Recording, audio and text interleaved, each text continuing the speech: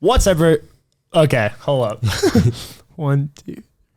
What's up, everybody? My name's Evan Tracy. I'm a junior boarder from Vashon Island, Washington. And my name is Bobby Welsh, a senior boarding student from Roanoke, Virginia. And this is Tornado Talk. Today, we have a very, very special guest. Oh, hold up. His nickname is Cheese. Cheese? Yeah. He's a senior. He is a day student. He recently was a state champion wrestler. Founder of the Skateboarding Club. And a GPS Honors Orchestra, pep band, and wind ensemble. Yes, he plays flute there. Obviously, everybody knows who we're talking about. Even from the first mention of Cheese, we are here with the lovely James Cross. Woo! Yes! Thank you so much for being here, James. Thank y'all for having me. Yeah, of course. All right, James, if you've ever watched Tornado Talk before, we'd love to start off with a little game to loosen things up. Can you have you watched Tornado Talk before? I haven't yet. I've started to get into podcasts lately. I got you. Are you a podcast guy? Would you claim that? Not really. No, I haven't listened to many. It's something I'm planning on starting to do. So you're going music over podcast? Usually, yeah. Valid. Okay. Valid. I got you. All right. Well, our opening game is called Quickfire, and Eben will explain the rules. We're going to ask you a series of questions, and your objective is to answer them as fast as possible, just off the top of your dome, right? So you think you're ready? I think I got that. All right. Favorite way to celebrate? Oh, man. All right, hang on. Sorry. Hold up. Dang, I'm blanking. Holy All crap. right. He's not You beating got it, my brother. time, guys. Let's go. All right. Can we start that over? Yes. Yeah. Hold on. We'll give you a redo. That's okay. All right. All right. James, what is your favorite way to celebrate? Just cheering, being loud. Absolutely. What is your go-to snack? Snickers. One word description of how it felt to pin that guy and beat Baylor. Awesome. Favorite Macaulay memory? Probably the Baylor match. Do you like wrestling or playing in the band more? Wrestling. Ooh, I got you. Different types, though. Different types. Different types? Yeah. Can you tell us about those types? What makes that difference? What's different about it is wrestling. I feel like there's a lot more preparation that goes into it. It's a lot more of a personal experience. Mm-hmm.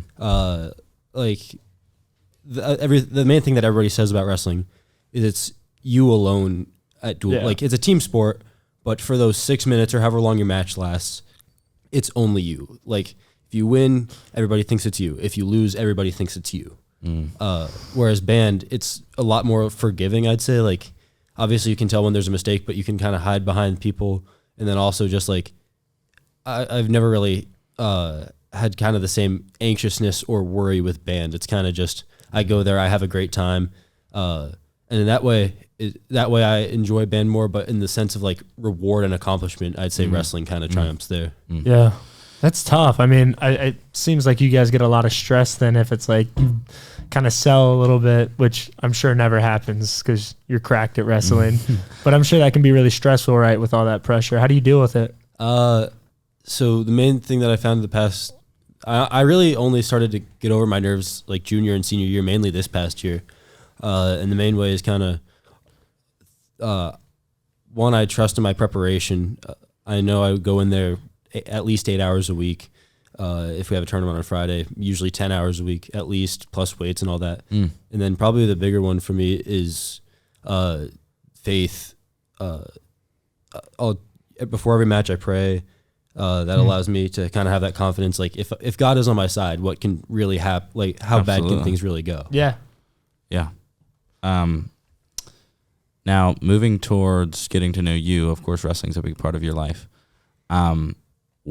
So especially when you came out, or especially when the wrestling team came out on Chapel and various other times, we hear a resounding cheese from the audience. Can you tell us what that's like, what that's about?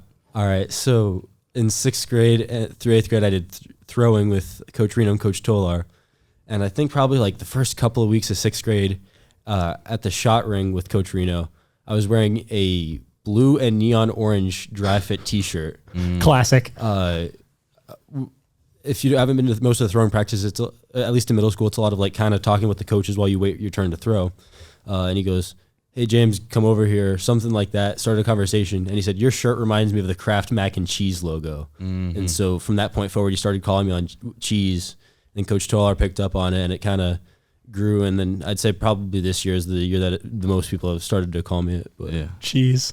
I know. Is it your Instagram handle too? It is. Yeah, the cheesy ad is pretty easy to find. Username first try. No one really That's true. takes that one. Shameless Absolutely. plug right there. Absolutely. Everyone go follow him. Absolutely. So moving over to wrestling, I know I just asked you a question about it, but how long have you been wrestling? I started in 6th grade after getting cut from basketball. Oh, geez. That is a traumatizing experience. I tried out for the baseball team freshman year. It didn't go well. My tryout was not even close. I am not good at basketball. No dunks. And so, speaking about your experience, what has wrestling over, these many years that you've been at Macaulay? What has that meant to you? It's meant a ton, and then obviously I enjoy wrestling. It's the main sport I do on campus, and I've stuck with it for 7 years. Yeah. And it's one of those things where sometimes it feels like a love-hate relationship. Like, man, I love this sport, but I'm so nervous about this. It's making this week really stressful. Or, man, I love this sport, but that practice was so tough. Mm-hmm. Right. Which, obviously, the harder the practice is, the better you're going to do. But it's just, it's one of those things. But the adrenaline, and then the adrenaline after a win is you can't really compare it to anything else. And then just being a part of a team that's so close. Mm-hmm. Like, I play Ultimate 2, and with that, you're close to the people, but you're not physically as close to the people right. in practice. Like, most definitely. you're just in the wrestling room, you're drilling, and it's up close and personal.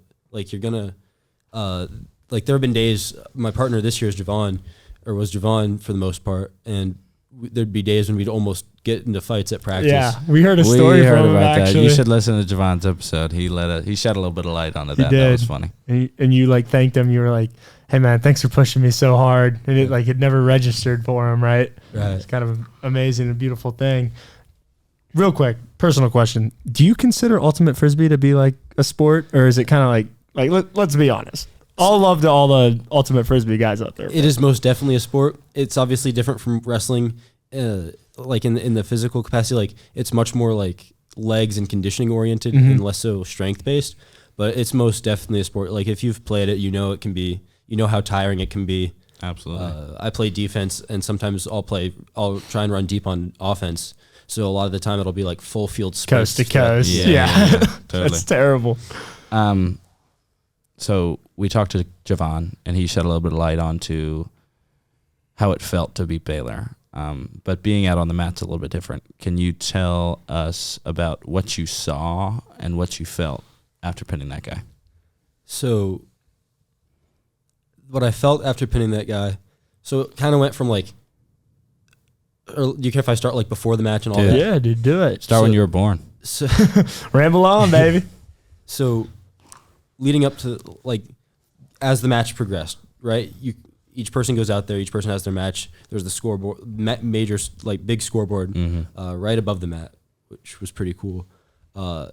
And so as my teammates are wrestling, I'm seeing the scoreboard shift and change, and we had that big lead at first, and then it kind of started to come back. And as my match was getting closer and closer, I'm looking at that score and thinking, please please give me some leeway, like just a little bit of cushion.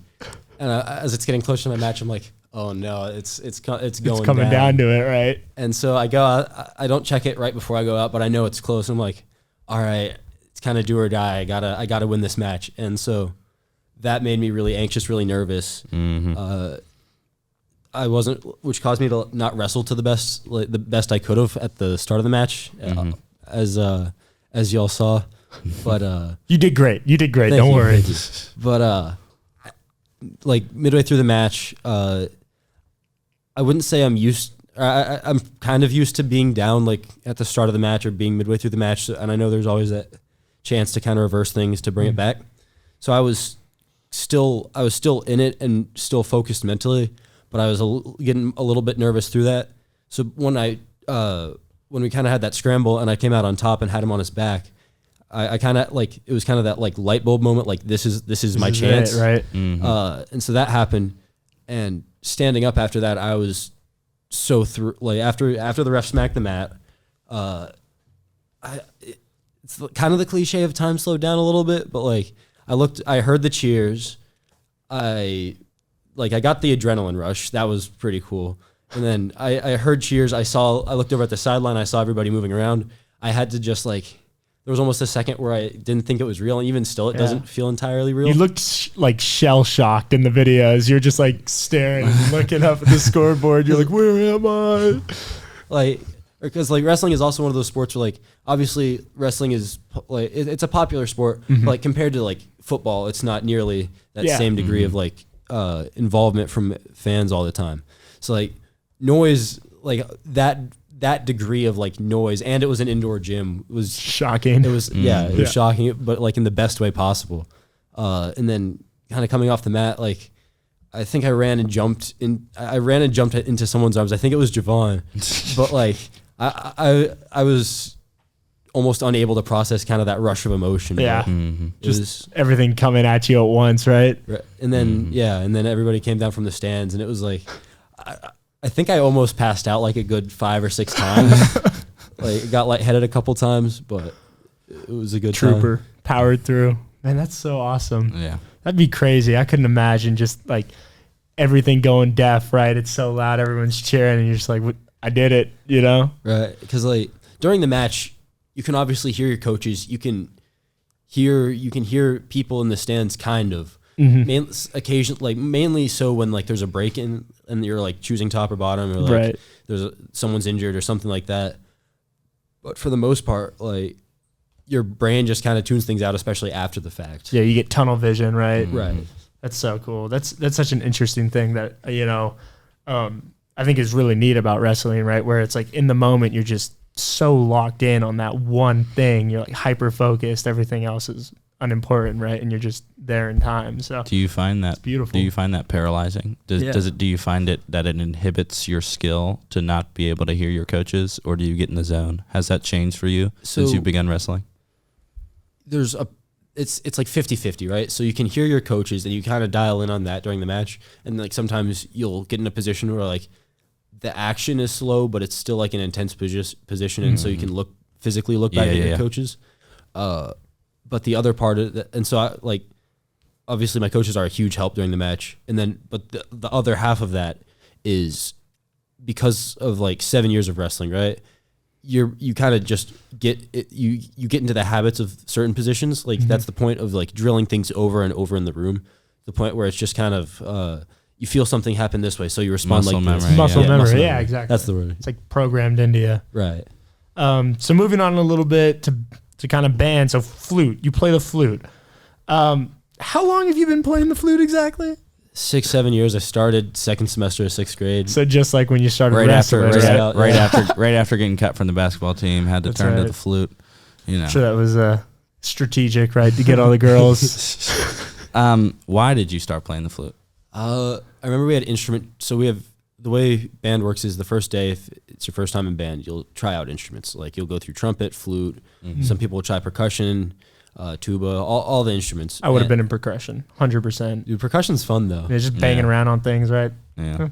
But so I was the two best instruments that I could play were flute and trumpet from those tryouts, and there were a couple people playing trumpet, and we had no one sign up for flute. And I was thinking, I could do trumpet, and there'd be a bunch of us, but it'd be kind of cool to be the only one in a section. So I chose flute, and also it's just an interesting looking instrument in my opinion. Is there a lot of pressure there being a one man flute?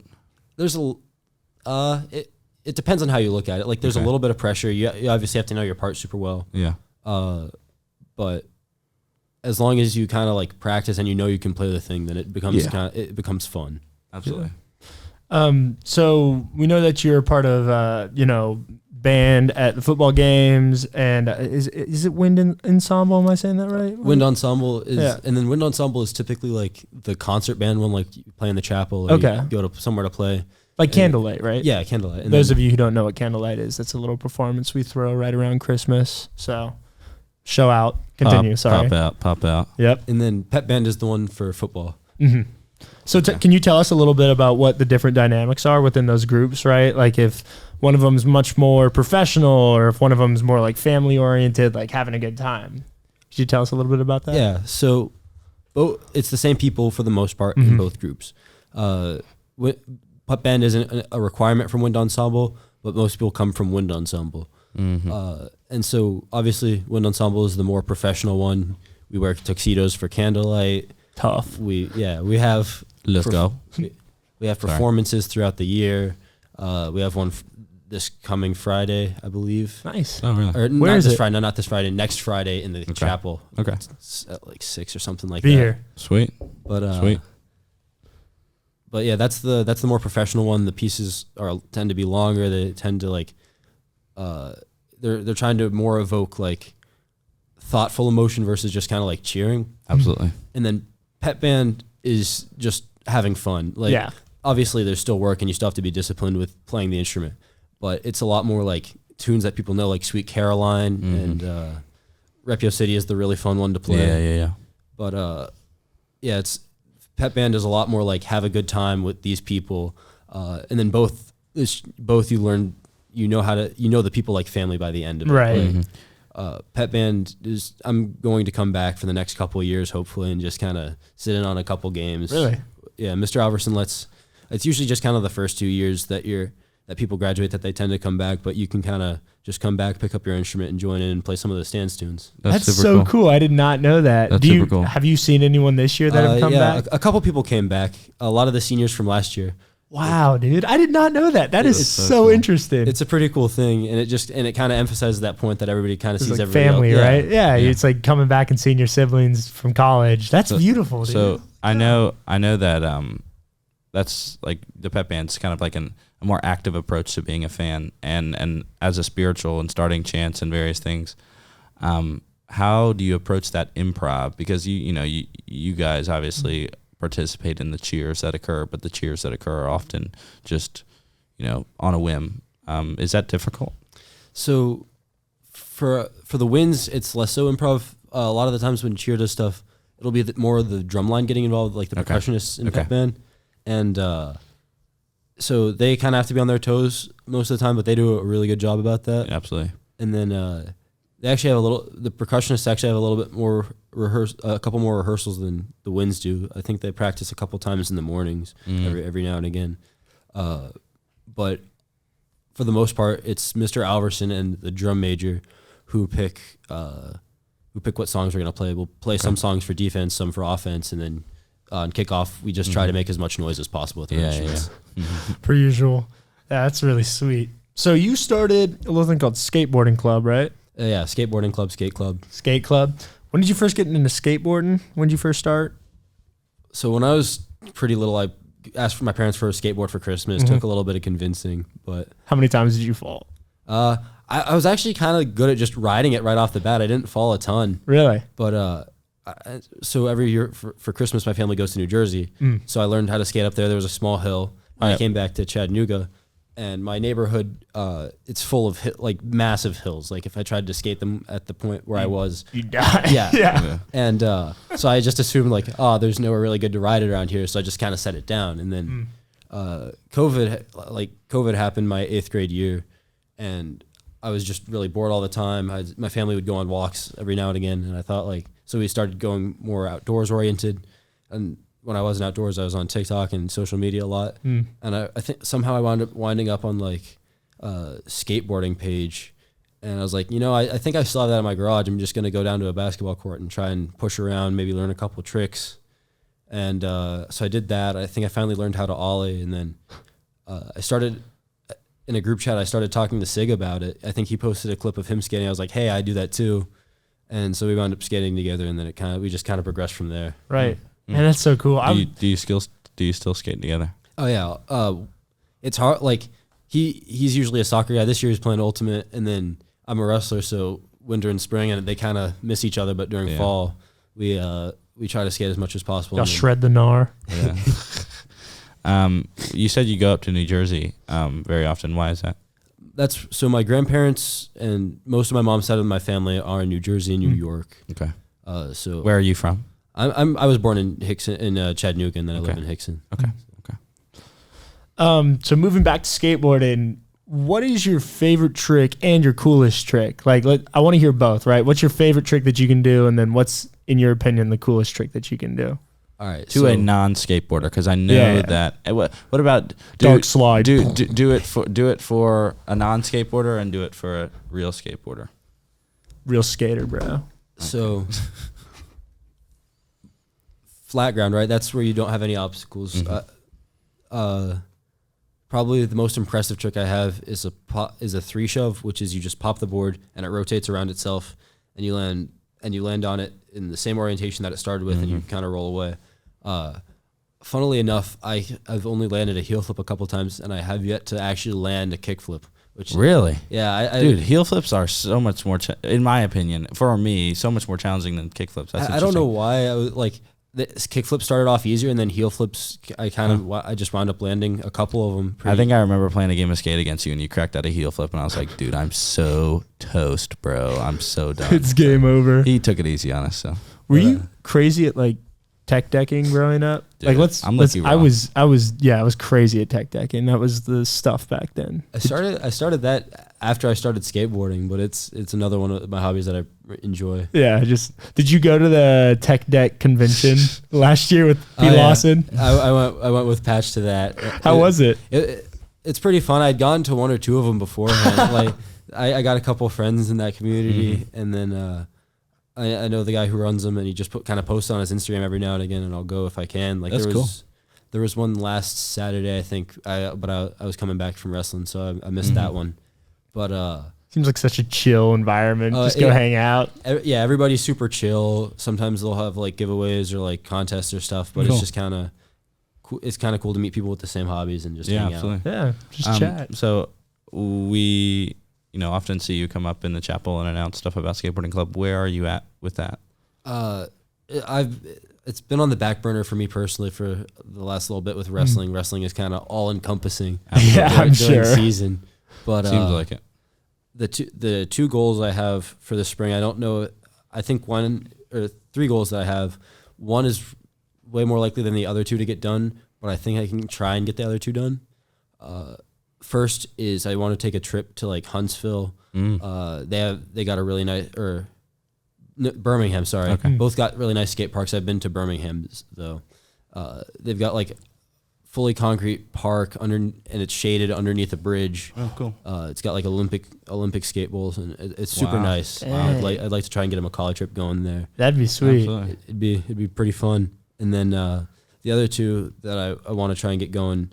I talked to some people at the skate park who are also in high school. I want to try and get like some type of high school inter-school contest going between those. Wow. I still need to figure out how to organize that, but I got a couple people on board who might want to try. So From other schools? yeah, Man, that's so cool. And do they have their own skate clubs, or are they starting them up, you think, in order to do? I haven't talked to them too much about it. I know they skate at the skate park, and there's one dude who's really, really good. If I remember right, his name is Jalen, but it was more so just kind of interest in this one area. I think a bunch of people just kind of skate within their schools and then go to the skate park outside of it, and they don't really mix the 2 areas. Okay. But it'd be cool if I could get like a high school skate contest going. Absolutely. And then the third is I want to see if I can get like a small scale like skate video going with Macaulay Skate Club. That'd be sweet. Like wear blazers and like the uniform. That would video. be super cool. You know who the person to talk to would be? Mr. Roberts. Or Mr. O'Neill. Yeah, True. I have one more question revolving around skating. Because Mr. O'Neill skates too, by the way. True. I've gone to the Dalton Park with him, gone to the Dalton Park with him, Chattown Park. So yeah, he's pretty cool. Mr. O'Neill's a cool Is dude. he good? Yeah, he's pretty good. He skated with the sauce? he skated in the hype video. He did? did like a board slide in the hype video. It was cool. Sheesh. He also told me that he would take me out to this private pond in Georgia that's like loaded with bass too. So I was like, all right, cool. All right, Let's go. I'm there. Let's go. Did y'all go? Not yet. We will. I'll take some pictures of the lunkers we catch. There you go. I'll We'll believe get it. some I'll believe fatties. it when I see it. Skaters, I feel like kind of get a bad rep in modern media, at least from what I can tell and like where I live. Right. As a boarder, when we used to skate on campus, they would always Yeah. like tell us to, which don't like I scrape up understand, the- but we were being unsafe, but we weren't as good as James. So Yeah, clearly. But I mean, like, I feel like skaters kind of get a bad rep. Do you notice that in the Chattanooga community, or is it generally pretty accepting? So It obviously it's there, but it's kind of starting to go away. Mm-hmm. there's that stigma that like skaters are up to no good. Oh, you can't be here. And then it's like you can ride bikes downtown, but you can get in trouble for just riding a skateboard, which it's frustrating. Kind of weird. Yeah. One of the guys in the community, he's the guy that organizes a bunch of events. He kind of deals with a lot of the like government issues of like that a lot more often, trying to kind of get that reversed. But the stigma, it's annoying, but as I said, like it's starting to go away. Like from what I hear, like back in like 90s, if you were skating somewhere and a security guard went to kick you out, it's like no sympathy, just get out of here. You're up to no good. Get lost. Yeah, get lost. And then today, like sometimes you'll run into a security guard and they'll be like, "Hey, I used to skate. Do you care if I try a trick?" Or like just whip out like a crazy trick. What's that one called? Tray flip. Tray flip. Yeah. I've seen a video of like this guy getting like, instead of getting kicked out, a security guard comes up to him and starts like actually skating, and it was pretty cool. I love it when the cops will like fire up their sirens and be like, "Yo, check this," and just like hit a kick flip and peel off, and everyone's like, "What?" So kind of to close it out, Bobby, you want to ask it? So we always end it, with asking our guests a little sentimental piece. What advice, as we're kind of doing our victory lap as seniors, what advice do you have for younger students at Macaulay, whether they be new students in the middle school or new students in the high school? I'd say they kind of go hand in hand, but take advantage of every opportunity you have, and don't sweat the small stuff. Like, don't worry. Like, no one's going to care. Like, if you do something that you think makes you look weird, I promise you it doesn't. And then just like, you don't have to fit yourself into one box. Like, I wrestle, I play flute, I play ultimate frisbee. Those three things in and of themselves are they're all different, but they're all fun. Just kind of do what you enjoy. If you can help some people doing that, then do that too. And just have a good time. Don't worry about what other people are thinking as you do it. I see your varsity leather jacket. And can you tell me about what sports you have on that M? Is that specific to you? It is. Okay. So I've got wrestling. So I have wrestling, obviously, and then I have the logo for football. I've been kind of like manager, kind of like I work with Coach Harris and Coach Tolar to film, and then got band on the bottom left, and then I've got ultimate frisbee as well because it finally got to be a varsity sport this year. Cool. There you go. Well, hello, all our listeners. If you would like to see James's lovely leather jacket and all of our beautiful faces, you should tune into the YouTube. But James, thank you so much for being here. Great, man. Seriously. We appreciate you. And thanks for pulling your weight against Baylor. That was a magical moment, and we appreciate you. Could have won it without you, brother. Without cheese. Let's go, baby. But thank you, James. And catch us next week for another soiree. Evan will tell us what that means. Soiree. An evening party or gathering, typically in a private house for conversation or music. Catch us next week and follow us on Instagram. Thanks to Akil for all the stuff and the script, baby.